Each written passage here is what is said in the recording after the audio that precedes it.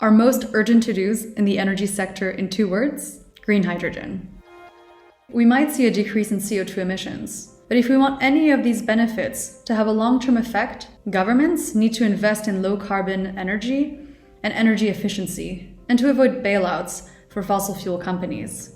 The fate of our planet could depend on government spending actions over the next months. If we were an EU Commissioner for Energy, the first legislation we would like to design is one that stops subsidizing fossil fuels. So we need an alternative fuel, and this can be hydrogen. But the playing field needs to be levelized. Today, fossil fuel prices are artificially low. This new law should support investments towards clean energy, and notably hydrogen made from renewable sources. Together, we can fight climate change with green hydrogen.